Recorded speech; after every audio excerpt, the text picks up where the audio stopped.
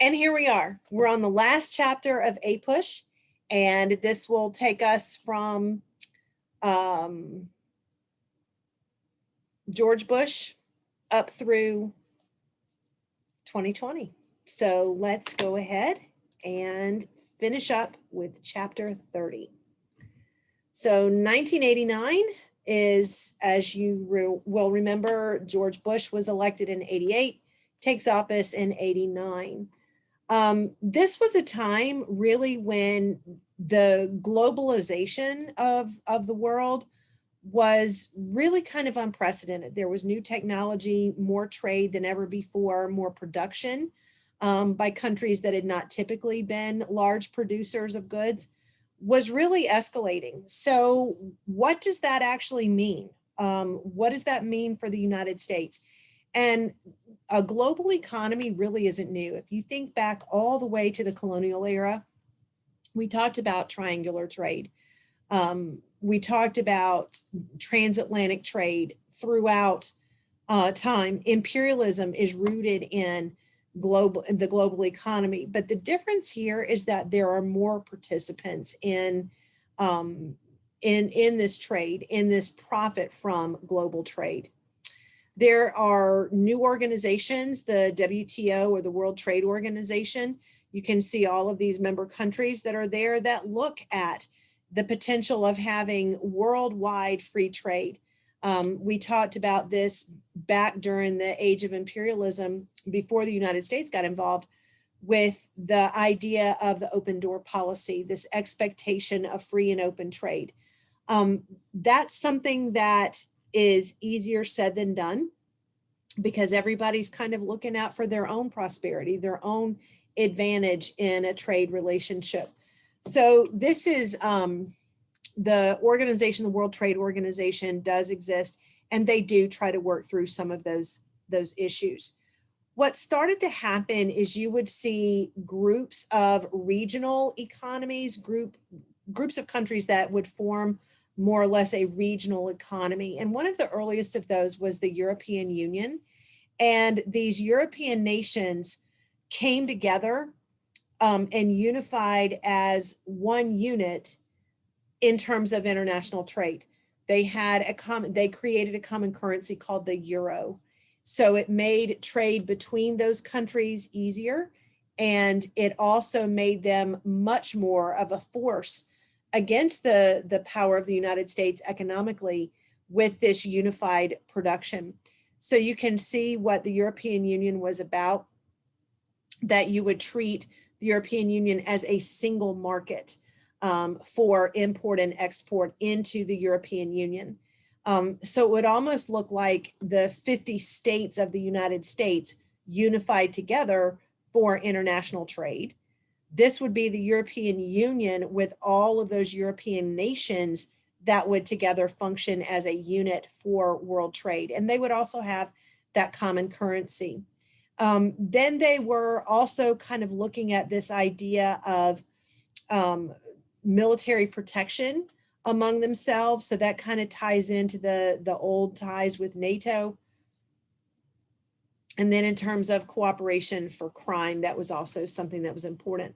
Over the years, there began to be questions and calls, especially in Great Britain, for them to remove themselves from the European Union. It was the argument in Great Britain was that it was infringing on their autonomy as a country. And so there were votes for Brexit or the removal of Great Britain from the European Union. And that's been in the news quite a bit over the past couple of years. There was also coming out of the Cold War, there was the group of 8 that came together, or the G8, and they have a summit. The G8 summit takes place where the leaders of these 8 countries come together to try to work through trade issues and foreign policy issues in this mutual conversation that happens. The G8, one of the G8 summits back in the early 2000s was actually held here in Georgia. It was held at Sea Island, and all of the leaders of these countries met together. They stayed at the Cloister on Sea Island, right near St. Simon's, And so that was kind of an important event that did take place here in Georgia. All right, so Bill Clinton comes in after George Bush, and one of the policies that he's going to put together, this is kind of like the counterpart to the European Union, or at least that was what it was thought to become, was this idea of NAFTA, the North Atlantic Free Trade Agreement. And so it would put free trade between Canada, the United States, and Mexico. And eventually there were ideas of this spreading through Central and South America. So there wouldn't be tariffs, there wouldn't be challenges to items coming in from other countries and US items being sold in Canada or Mexico.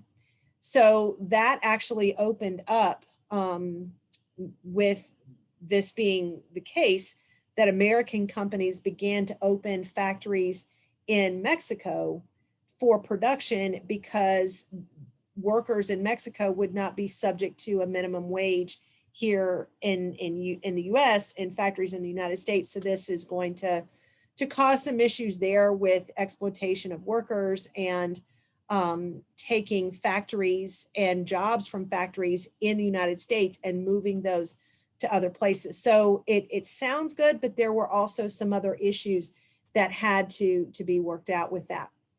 One of the biggest efforts, or one of the biggest factors in globalization and the current idea of globalization, is information, communication with the internet, and how all of that has just transcended borders. The internet first became an idea that could be used in the early 90s, okay? And it began as a military communication device here back in the 60s. But then as personal computers began to really become commonplace in the 1980s, then this idea of the World Wide Web, because when there were first computers, personal computers, all they could do was like data processing. You couldn't communicate. There was no such thing as the internet until we get into the 1990s. That was accessible to most Americans. So then you began to have search engines that became popular and selling things on eBay. And then we start to get into the ideas of social media. And now, what's going to come next? I think it's interesting to see how all of this global communication begins to evolve. Okay, so as we are looking at political changes, Pat Buchanan, who was one of the he was like the moral majority, one of those evangelicals. He begins to talk about the idea of social morals, and he calls out America as really kind of losing control of their social grounding. And he calls it a cultural war, as critical as the Cold War was itself. And so that's going to really kind of feed into some of the policy debates that break through. One of the other things that we see definitely in the 1990s is the large emergence of increased immigration. So you'll remember that Immigration Act of 1965 that opened up borders. We definitely see more immigration than ever before after that policy is enacted. And again, look at the biggest change. It would be with Asian immigration. So Chinese Exclusion Act and Chinese Asian immigration restrictions, especially coming after the World War II and the internment camps and all of that. But look what happens after that Immigration Act of 1965 with Asian immigration. It goes up dramatically. Okay, with these ideas of family values that Pat Buchanan was calling out, in the 1990s, there was a law passed called the Defense of Marriage Act that basically banned gay marriage. But then in 2015, there was a Supreme Court ruling, Obergefell versus Hodges. And in this Supreme Court case, it basically turned it over to the states. The Defense of Marriage Act turned it over to the states to decide whether or not to allow gay marriage. And then Obergefell v. Hodges is saying that no state has the right to ban gay marriage, that it is legally recognized by the United States. And so that opens up gay marriage across the country. Clinton, when he came in, he was running against George Bush, who had only served one term. And one of the problems that George Bush had in the campaign was that when he was first elected in 1988, he had promised no new taxes. And he made a big deal in one of his speeches in the campaign in 1988, this quote, "Read my lips, no new taxes." And there were new taxes that were implemented during the Bush administration. And the Democrats exploited that. And that was something that had helped Clinton. And Clinton also talked about that the Reagan Democrats, the voters who had previously been part of the Democratic Party, that New Deal coalition that had been lost to Reagan and Nixon, he's going to bring them back. He's going to bring those conservative Democrats back into the Democratic Party. So he's going to kind of move the party from this very liberal approach kind of more to the center to bring some of those Democrats back in. And it works. You can see that he brings in more of those conservative Democrats into the Democratic Party. Now, the Republicans do, after Clinton's been in office for 2 years, the Republicans actually gain more seats in the House of Representatives. And for the first time, they have a majority in the House of Representatives, first time since the 1950s. And they're going to use that to their advantage. And they're going to really start to block some of Clinton's policies. And Newt Gingrich, who is from Georgia, he was a representative from Georgia, he issues what's called a contract with America.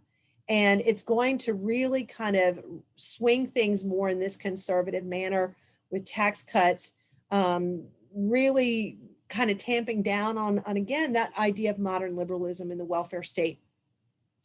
And beginning to continue those deregulation efforts that we had seen during the Reagan years. So this contract with America, he's going to have the support of many of those new Republican congressmen. So one of the other features, we've got NAFTA during Clinton's administration. The other big thing that you need to know about Clinton's administration is that he was impeached, and he was impeached related to the affair that he had with Monica Lewinsky. She was a White House intern. She was a college intern working in the White House, and she ended up in a sexual relationship with Bill Clinton. And there were all kinds of questions about what constituted a sexual relationship, and details of all of this scandal began to come out. And it was just really, really a bad look. And so Clinton gets impeached, not for the affair, but for lying about it, because he had under oath denied having any sort of relationship with Monica Lewinsky. And then evidence begins to come forward where indeed he did. So he was impeached for perjury, which is lying under oath. It isn't a crime to have an affair. It's immoral to have an affair, but it's not illegal. And so what was illegal was when he lied about it under oath. And so he is impeached, and you'll remember the process for impeachment. The House of Representatives brings the charges of impeachment, but then the Senate conducts the trial, and they were nowhere close to having enough votes to remove him from office. But still, it was just a major, major embarrassment, this scandal that came out with him. And so then here's Hillary Clinton, who stays with him, but you could definitely tell that their relationship was obviously strained as a result of the situation. All right, there was also growing tension around the world with attacks on the United States by terrorists. The World Trade Center, before it was attacked in 2001, there was also another bombing in 1993 at the World Trade Center. It was more in the parking garage that was underneath. One of our battleships was attacked by terrorists as well. So things are really dangerous, okay, in terms of these terrorist attacks by the turn of the century. So year 2000 rolls around. There was all of this concern about what would happen to computers at midnight on New Year's Eve, 1999 into 2000, because they didn't think that computers would roll over to 2000, that the 1999, the 19, could the computers handle turning into 20? And, there was all kinds of predictions that computers would all just instantaneously crash and nothing would work. And there were all kind of people who were prepping for the disaster that would fall. Well, of course, midnight rolls around, nothing unusual happens, and all is good. All right, election year in 2000. So you've got George Bush, who is going to be running against Al Gore. And Al Gore had been the vice president under Bill Clinton. He had served his 2 terms, not eligible to run again. So Al Gore runs against George Bush. And the margin is razor thin. Look at this electoral vote. And what it comes down to is the state of Florida. And in the state of Florida, the difference in the votes was about 6,000. And at this time, there was no computerized voting. You voted using a card that looked like this, and it had little perforated boxes, and you slipped the card into a slot, and then you punched a hole next to the names of the people that you were voting for. So here, this would be a presidential election, but then there were also state representative elections and state elections and referendum votes on issues and all that. So that's why there are multiple holes punched in that ballot. So what they ended up doing, usually they run those ballots through a machine like a Scantron, and it counts the votes. Now, you know that sometimes the Scantron, like if you didn't erase really well or something, it doesn't mark it correctly. So when the vote was this close in Florida, they demanded a recount. So they put all the ballots through again. Well, they come up with a different number. So now they're going to count the ballots by hand. They're not going to put them by the machine. And there were a couple of counties that were in question in Florida. So one county in particular was kind of near Miami. And so they're going to count all of these votes by hand. So they have this big convention center, and they have all of these stacks of ballots, and they're going to have a Democratic representative and a Republican representative sitting next to these people who are counting. So they have to hold up the ballots, and they're looking at, was this really a vote? Now, on some of the ballots, the hole was not completely punched through, and those little holes were called chads. And so if it was, so then there began to be questions about, well, what constitutes a vote? So if it's perforated, if you've got the perforation pulled out of 3 sides, does that count as a vote? And that was called a hanging chad. So it was just really a mess. And so they hand counted all these votes, and there were still disagreement over what to do. So it eventually, and you could watch it on TV. They had it on TV so that there was no question about the legitimacy of what they're doing. So for hours, you could just watch people hold up the thing to try to see where the hole had been punched.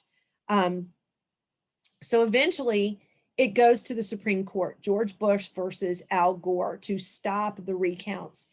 And it goes through conservative versus liberal alignment on the court. So the court voted 5-4 in favor of George Bush to stop the recounts, no more recounts. And they were saying that the vote recounts, that it was challenging individual rights. They used the 14th Amendment in that challenge.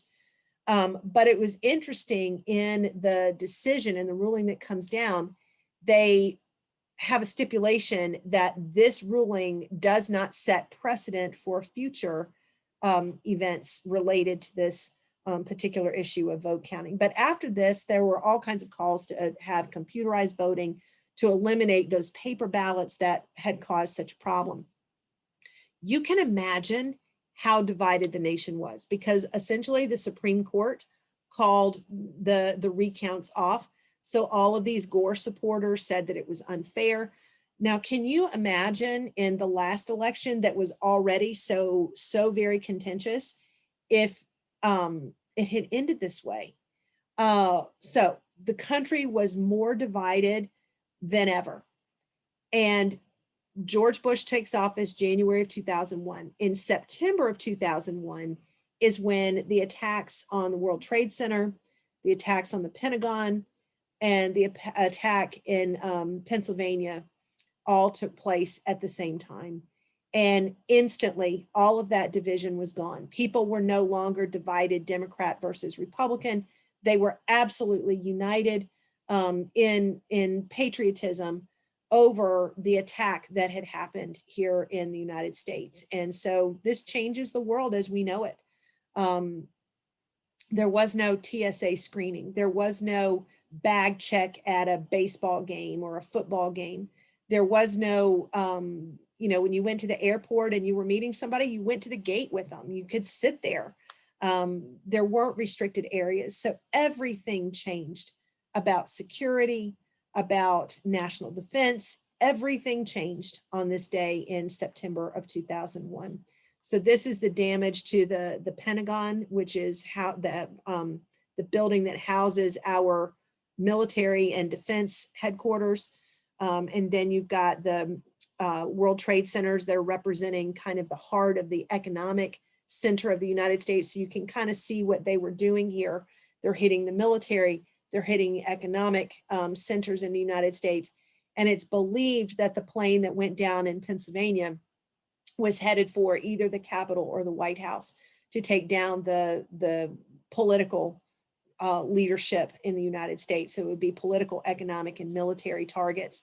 But the passengers on board the plane realized what was happening and what was going on in these other locations and where they were headed. And so the passengers on the plane, they knew that the plane was going to be crashing one way or the other, and they took control of that plane and from the hijackers, and they crashed it in the ground in Pennsylvania. So they were absolutely heroes of what had happened there on that particular day.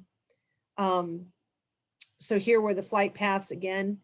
And you can see by it turning here, it's headed towards Washington, D.C. You can definitely tell that that's where the plane was headed. So those responsible were a terrorist network called Al-Qaeda, who was led by Osama bin Laden. And that became the target. Mission number one was to find, hunt down, and hold these people responsible, accountable. And you can see where Al-Qaeda was based, would be here, kind of in this border between Afghanistan and Pakistan. And it leads to this war on terror, which is still going on. So Operation Enduring Freedom, the war on terror. We've got all kinds of support. So we have partners in this through the United Nations and other alliances in this effort to bring all of those responsible to justice. Okay, one of the key laws that you need to pay attention to the Bush presidency and the connection with 9/11 is the passage of the USA Patriot Act. And so notice the Patriot Act, this is what it stands for: uniting and strengthening America by providing appropriate tools required to intercept and obstruct terrorism act. And what this does is it relaxes rules for surveillance, and it allows the authorities, the Homeland Security, to access information that can provide tips for potential terrorist threats. And so there's been a lot of connection made over the years since then with the Shank Act that's protecting, again, when there's a clear and present danger. How does this relate to that? So it's allowing much more government ability to gather information with less restrictions in place. And then here's the 9/11 memorial. So these were the foundations where the Twin Towers used to stand. And now there are these massive reflecting pools with the names of all of the victims around each one of those. And then they've also built a museum that's there. So I encourage you to go see that if you are ever in New York City. Election of 2004. Bush is reelected. He was running against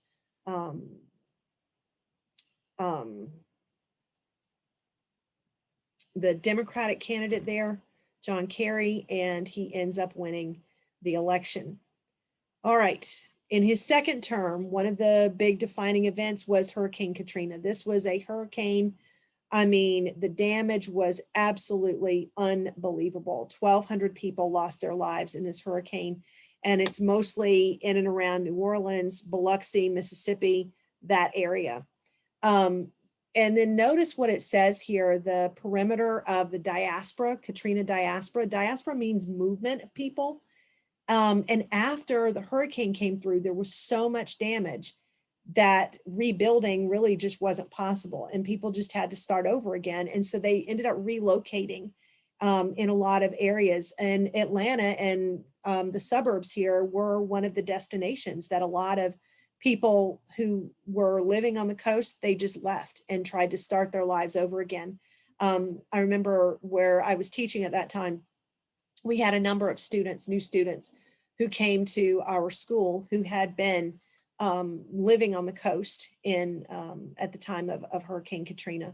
So it was definitely a big change, big drain on resources during that time. All right, election of 2008, George Bush is not eligible for a third term. So the Republican nominee is going to be John McCain, and the Democrat was Barack Obama. And you can see that Barack Obama wins the election pretty easily there over John McCain, and he comes in 2008 as our first African-American president.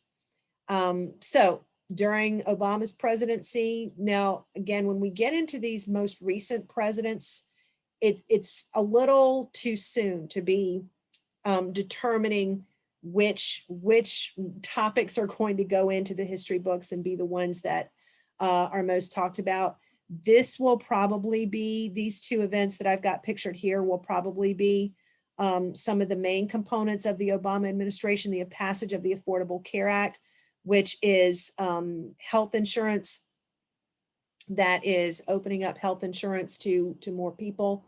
That was started under Clinton. The idea with healthcare reform was started under Clinton, and then Obama gets the Affordable Care Act passed. Now, of course, there were some road bumps to its implementation, but that was definitely something that would be important to connect with Barack Obama. And then also they got Osama bin Laden. So he was killed, and you can see this picture here.